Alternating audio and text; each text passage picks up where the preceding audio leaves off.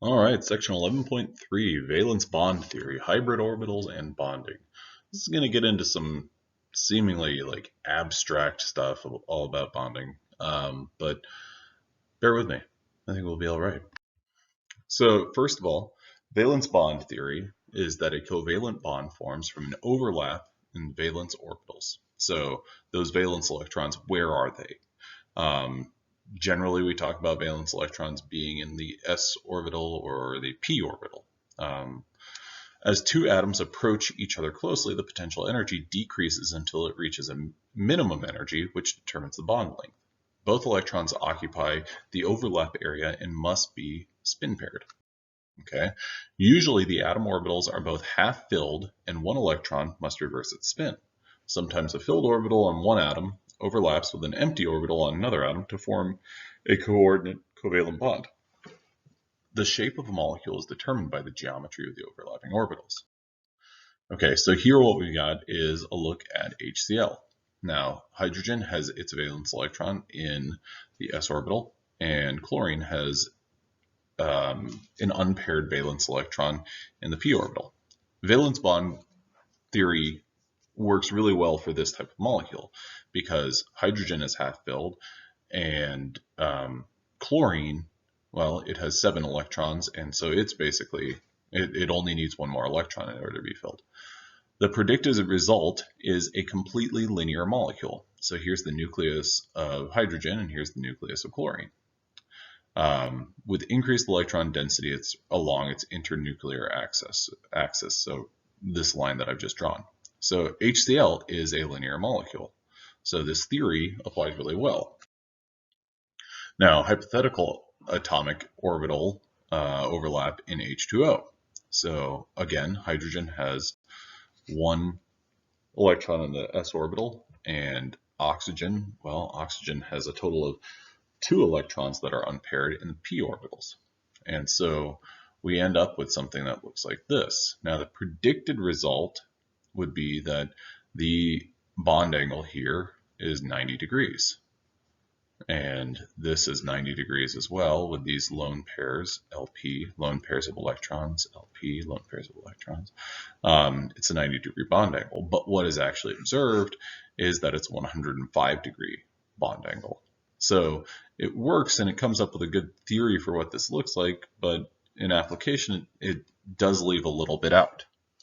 Okay, next up is valence bond theory, hybridization of orbitals and bonding. So hybrid orbitals are mathematical combinations of atomic orbitals. So that word right there, combinations of atomic orbitals. So let's think about some atomic orbitals. So an s orbital is an atomic orbital. P orbitals are atomic orbitals. So a hybrid would be one part of this and one part of this. So a combination would be something that's not an s orbital and something that's not a p orbital, but instead something that might be an sp orbital. So we've hybridized these two things to come together to make this new thing, this sp. We're going to get into the details of that in a little while, but I just wanted to put this in your head for just a moment. So what these do is they result in the maximum overlap of orbitals and bonds. So number of hybrid orbitals is equal to number of atomic orbitals being combined. Shapes and energies of atomic orbitals being combined determine shapes of hybrid orbitals. Several types of hybrid orbitals are possible. The type formed is the one that results in the lowest possible energy molecule. Atoms hybridize when bonding is imminent, and the energy cost of forming this hybrid orbital is offset by the lower energy of the final molecule. Okay, so one example of a hybrid orbital would be an sp3 hybridization. So what this is it is 1 part s, and if you remember the p orbital, well, the p orbital has a px, py, pz, so 3 different positions that p orbital can be found. So sp3 is going to be s plus ppp. So it makes up a orbital that looks like something that is 25% s and 75% p, hence sp3. So as an example, carbon makes 4 equivalent single bonds with hydrogen atoms to form methane, CH4. So H, here's our very crude representation of what this molecule looks like. That's methane. To do this, the 2s orbital hybridizes with all 3 2p orbitals on the C atom. Okay, so what that effectively is saying is the s orbital electron for hydrogen can't pair up with the p orbital, or doesn't pair up very well with the p orbital electron for carbon. So what carbon does is it says, I've got electrons in my s orbital and in my p orbital. What I'm going to do is make this hybrid orbital. And I'm going to make these 4 identical sp3 hybrid orbitals. So then when hydrogen sees it, it says, oh, well, that's somewhat like the s orbital that I have. Even though it's only 25% like that, it's close enough, so I'm going to jump in. So these hybrid orbitals, just as I just said, then overlap with the 1s orbitals on the hydrogen atoms to form a tetrahedral molecule. And tetrahedral electron geometries with lone pairs, the lone pair occupy one of the hybrid orbitals. So here's what we're looking at for carbon. This is an electron diagram. So carbon has 2 electrons in the 2s orbital, and then one in one 2p, one in another 2p, and then a 2p that's completely blank. What carbon does, and I don't know if you want to say carbon does this, but what's observed, or what's theorized, is that these 4 orbitals combine to make 4 identical sp3 orbitals.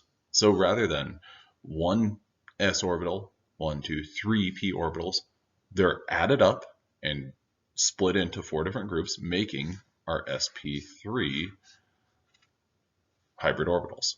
So now when hydrogen rolls in with its 1s, 1s, 1s, 1s, it says, oh, I can pair up with this, I can pair up with this, I can pair up with this. Each of those 4 hydrogens is able to form a bond.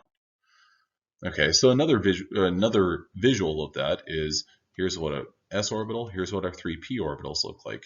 Here are the 4 resulting sp3 hybrid orbitals, and here is the representation of our tetrahedral molecule. So pause and look at this if you want to take if you're a very visual person. Now, this is what our sp3 hybrid orbitals on our central atom, along with our 4 hydrogens. H. Now this also goes to show us a couple of other molecules that would do this exact same thing. One is NH3, because NH3 ends up with a lone pair of electrons. So it has a total of 4 things surrounding it, and so it needs to do this. Now also H₂O does this and is sp3 hybridized because of the fact that we've got 1, 2 lone pairs of electrons. Now, switching gears a little bit, sigma bonds. The overlap in single bonds occurs around and along the internuclear axis, forming what is referred to as a sigma bond. So you could almost think about this as a sigma bond is equal to a single bond. Sigma bonds refer to head-to-head overlap of any type of orbitals as long as the overlap occurs at the internuclear axis. So what that means right there in that terminology, it seems very, well, it's the appropriate terminology, but it also seems like it's unnecessarily technical. Well, if you think about a molecule like CH4, just looking at one of those bonds, the internuclear axis, well, this is a nucleus and this is a nucleus. So internuclear would be space between the nuclei. So that's our internuclear axis. Now, here's a representation of an sp2 hybrid orbital, where we've got 1 s and 2 p's to make 3 sp2 orbitals. Well, some molecules are able to retain a p orbital. Pi bonds, well, pi bonds, I want you to think about a pi bond as a second or a third bond. So as the 2 carbon atoms in ethene form a sigma bond, the unhybridized p orbitals also become close enough to overlap. This forms a second bond with both of those lobes in the p orbitals, just as we saw with our sp2 representation on the previous page, we still have p orbitals that are in play that did not hybridize, in which case they make our pi bonds. Okay, double bonds according to valence bond theory are made up of one sigma and one pi bond. So sp hybridization. Well, in a molecule like ethine, well, ethine is C2H2. The carbon atom form bonds with two atoms, one hydrogen atom and the other carbon atom. Each carbon atom combines its 2s orbital with one of its 2p orbitals to form two equivalent half-occupied sp hybrid orbitals. These hybrid orbitals form sigma bonds by overlapping one s orbitals on each of the hydrogen atoms, or with a hybrid orbital on another carbon atom.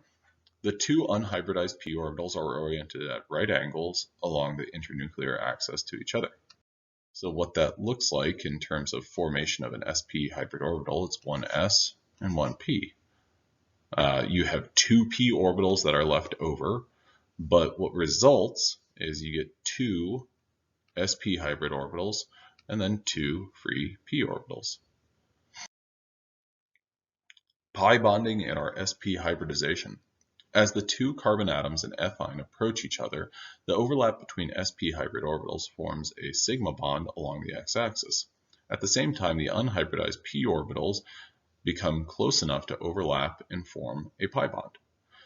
So the two sets of unhybridized p orbitals overlap to form two pi bonds, one in the xy plane and the other in the xz plane. Now, triple bonds, therefore, as shown in ethine, are made up of one sigma bond and two pi bonds. So you could think about this as if there is a single bond, you've got a sigma bond. If you see a double bond, you've got a sigma bond and a pi bond. If you see a triple bond, you've got a sigma bond and then two pi bonds. So what ultimately these hybrid orbitals will result in when it comes to electron geometries, sp hybrid orbitals are going to form linear molecules. sp2, trigonal planar. sp3, tetrahedral molecules. And we saw that there are some subtleties and there are some slight differences. For instance, H₂O versus CH4, one of those, they're both tetrahedral, but one of them is going to be bent and one of them is not. Water would be bent and the CH4 is not. So this asks us to determine the molecular geometry of formaldehyde, C2H2O, or CH₂O, the hybridization of the central atom, and identify the sigma and pi bonds. Okay, so what we're going to do is we're going to look at, we've got three things surrounding it. We've got, let's go with our sigma and pi bonds. So this is a sigma, this is a sigma. The first bond in a double bond is a sigma bond, the second one is a pi bond. So we've got 3 sigma and 1 pi. There we go. What's the hybridization of our central atom? Well, the way that I like to approach this is I like to think about it in terms of what are the things surrounding our central atom, and I just count them up. So I've got 1, 2, 3 things surrounding my central atom. And so my kind of sequence and my way of doing it is thinking I'm combining an s orbital with a p and another p. There's my 3 things, my 3 orbitals that I'm combining. So this is going to be sp2 hybridized. Now, what does that mean in terms of my electron geometry? Well, if I have an sp2 hybridized central atom, then that would be a trigonal planar molecule.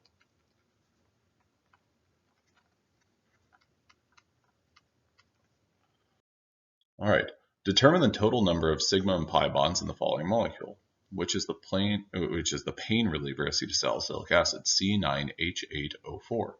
So what I'm going to do is I'm just going to point out where are double bonds. I think that's easier to do. So double bonds, 1, 2, 3, 4, 5. I've got 5 double bonds, therefore I have 5 pi bonds.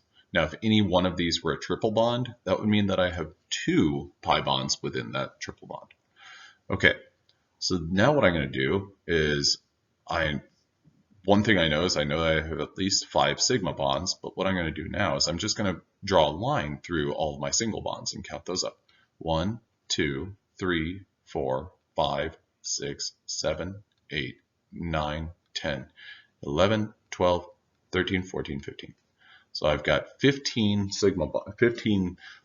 exclusively sigma bonds, but I also have these 5 pi bonds, so I've got a total of 20 sigma bonds. All right, did I count or did I worry about my lone pairs of electrons? I did not, because are those forming sigma or pi bonds? They are not. All right, well, I hope this is helpful, and I'll see you in the next video.